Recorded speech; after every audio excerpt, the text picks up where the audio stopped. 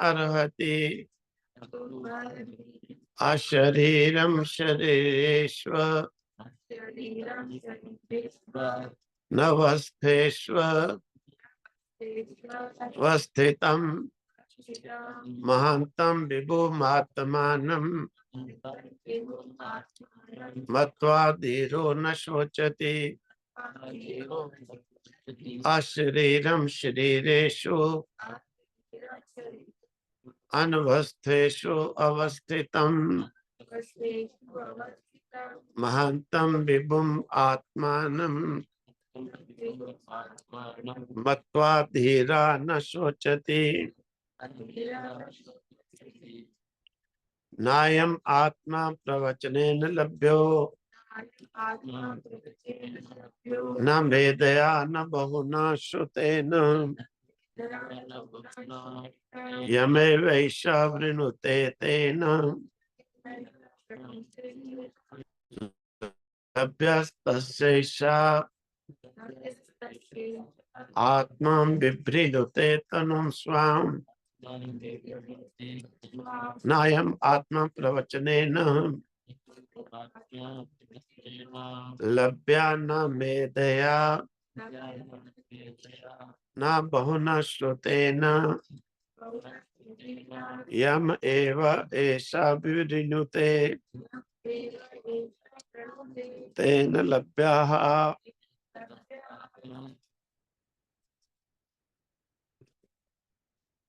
तस्य एषा आत्मा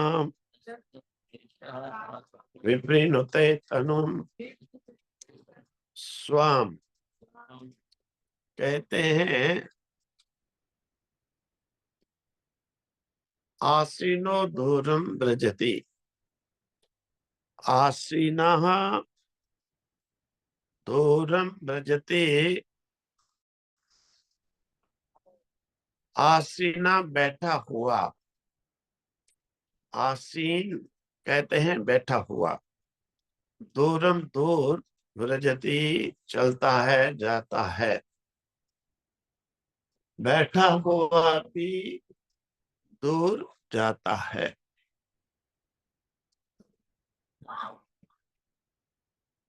आसीना आसीन हुआ, बैठा हुआ।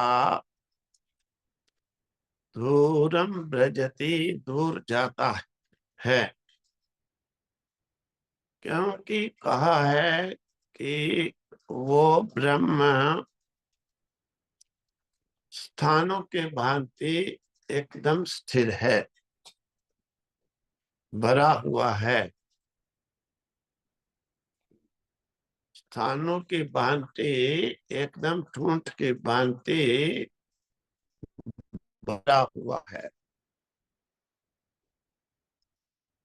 जैसे एक घड़े में जल है तो पूरा भरा हुआ है, तो जितनी जगह है उसमें पूरा भरा हुआ है। भरा होने के कारण उस जल को हिलने के लिए जगह ही नहीं है। उसको हिलने के लिए जगह ही नहीं है, क्योंकि जितनी जगह है उतनी में तो जल भरा हुआ है। फिर वो हिल कैसे सकता है? इसी प्रकार से चल कैसे सकता है? तो वो ब्रह्म इसी प्रकार से व्यापक है, भरा हुआ है, ठूंठा हुआ है, और उसे चलने के लिए उसके बिना खाली जगह है ही नहीं। इसीलिए वो चले तो कैसे चले? फिर भी दूरम व्रजति, दूर से दूर भी चला जाता है। दूर से दूर भी कैसे चला जाता है? क्योंकि व्यापक है तो पहुंचा हुआ है सब जगह। श्याना याति, बैठे हुए जाता है, सोते हुए भी जाता है, सर्वथा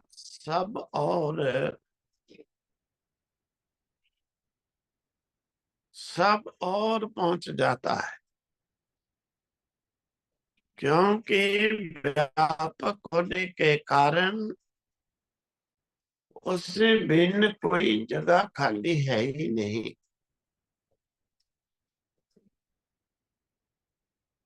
तम उस मद अमदम, मदामदम मद अमदम, मद में मस्त, मद में अपने मद में ऐश्वर्य में मस्त, क्योंकि उसे और किसी की आवश्यकता ही नहीं। अमदम, और मद से मस्त होने पर भी अमदम, मद से रहित है।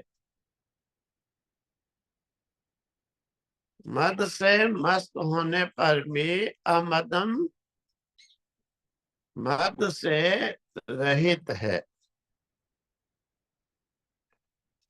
देवम मदन्याः ज्ञातुम अर्हति, उस देव को, परमात्मा को, मद अन्य, मेरे से अन्य, ज्ञातुम अर्हति, कौन जान सकता है। मद अन्य कहने का अभिप्राय ये हुआ कि मद ज्ञानी, ज्ञानी के बिना दूसरा कौन है। ज्ञानी नहीं तो अन्य अज्ञानी है, इसीलिए अज्ञानी नहीं जान सकता है। अज्ञानी जो है वो नहीं जान सकता। वह एक जगह पर आसीन होता हुआ एक जगह पर ठहरा हुआ दूर से दूर पहुंच जाता है। एक जगह पर ठहरा हुआ दूर से दूर पहुंच जाता है। आसीन होने की बात छोड़ो, अगर वो सो रहा हो तो सोता हुआ भी सब जगह पहुंच जाता है। सोता हुआ भी सब जगह पहुंच जाता है। अलग कहने का अभिप्राय ये है कि व्यापक होने के कारण वो सर्वत्र सब जगह पहुंचा हुआ है और उसके बिना कोई खाली जगह है ही नहीं। और कहते हैं मद अमद, मद, मद कहते हैं अपने ही आप का, अपनी शक्ति का जो भान, जो होनापना का अभिमान, तो कहते हैं मद है कि अपनी शक्ति पर ही स्वयं जो स्वतंत्र, तो मद, उससे बढ़कर मद किसी का नहीं। तो मद होते हुए भी, मस्त होते हुए भी अमद, मद से रहित है, अथवा स्वयं इस स्व अभिमान से भी रहित है। का वो देवा, उस देवता को मेरे सिवा दूसरा कोई नहीं जान सकता। यानी मेरा कहने का अभिप्राय, ज्ञानी के बिना अज्ञानी नहीं जान सकता है। उसे जानने के लिए ज्ञान ही चाहिए है।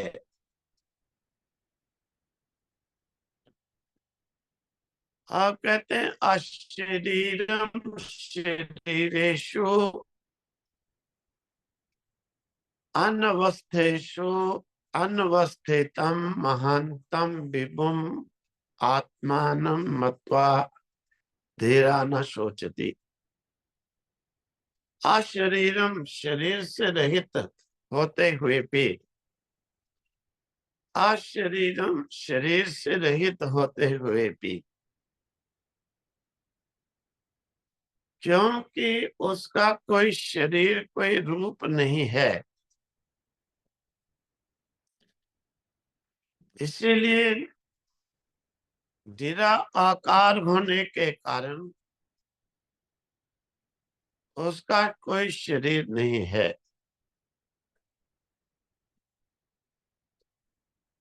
कि जिसका कोई आकार होता है उसी का कोई रूप बनता है, जिसका कोई आकार होता है उसी का रूप बनता है, जिसका कोई आकार नहीं होता उसका कोई रूप भी नहीं बनता, जिसका कोई आकार नहीं होता उसका रूप भी नहीं बनता। तो आकार हो तो रूप हो, आकार नहीं हो तो रूप भी नहीं हो सकता, क्योंकि निराकार की वस्तु का, निराकार जिसका आकार नहीं है उसका कोई भी रूप वर्णन करने में समर्थ नहीं है।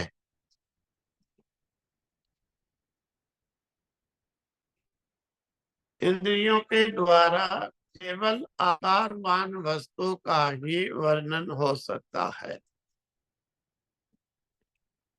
इंद्रियां उसी को विषय करती हैं जो आकार वाला हो,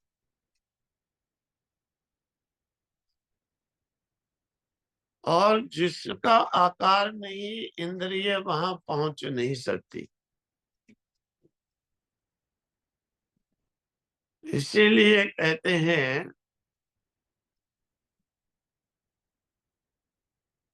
कि अशरीरम, आकार से रहित होने के कारण शरीर नहीं है। शरीरेषु, और शरीरों में, अनअवस्थेषु, अस्थिर, चंचल, अनअवस्थेषु, अनवस्थित, यानी सभी शरीरों में एक जरा तरह से स्थिर नहीं, अनवस्थित है, व्यवस्थित नहीं है। व्यवस्थित नहीं है यानी चलायमान है, और अवस्थितम, अस्थिर होता हुआ, चलायमान होता हुआ, चंचल होता हुआ, अवस्थितम, अवस्थित है, स्थिर है।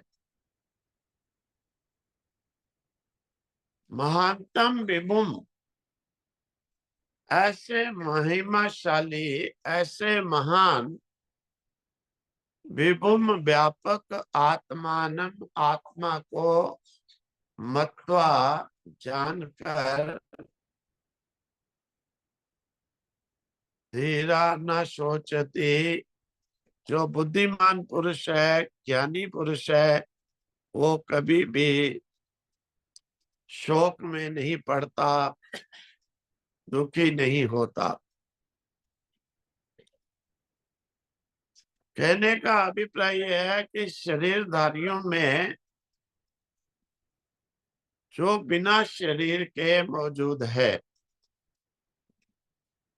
शरीरधारियों में जो बिना शरीर के मौजूद है,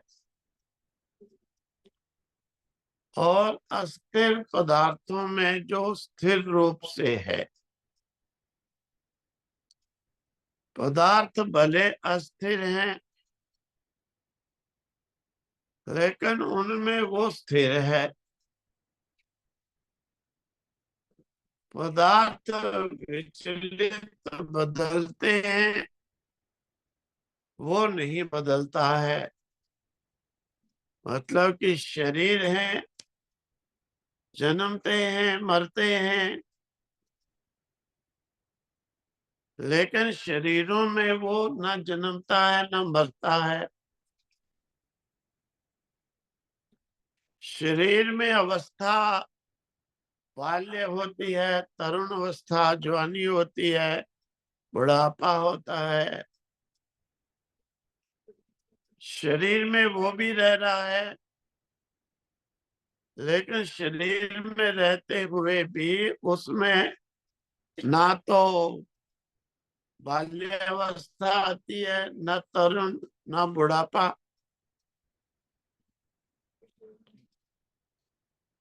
इसीलिए शरीरों में, अस्थिर शरीरों में रह करके भी वो स्थिर है।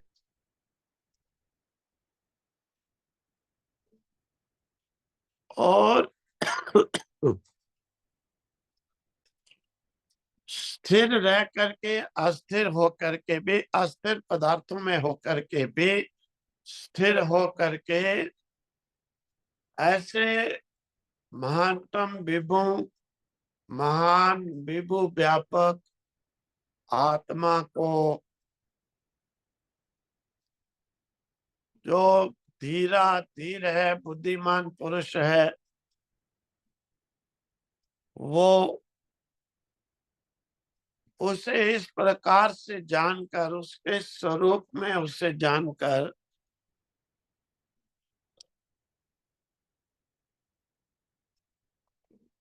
वो उसका चिंतन करके, उससे सही समझ करके, उसके साधना में लग करके दुख नहीं मनाते हैं। वो दुख नहीं मनाते हैं। अर्थात इस संसार में भी रह करके संसारी नहीं बनता। संसार में रह करके भी जो संसारी नहीं बनता है।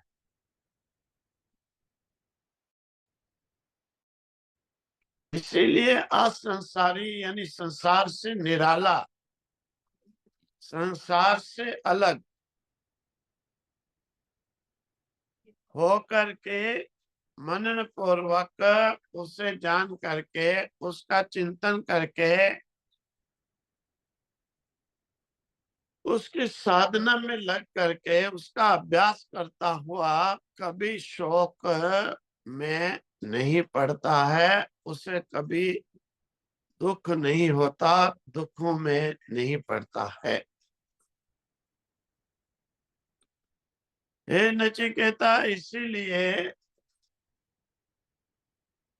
उसे जानने के लिए श्रद्धा कर, श्रद्धा होनी चाहिए।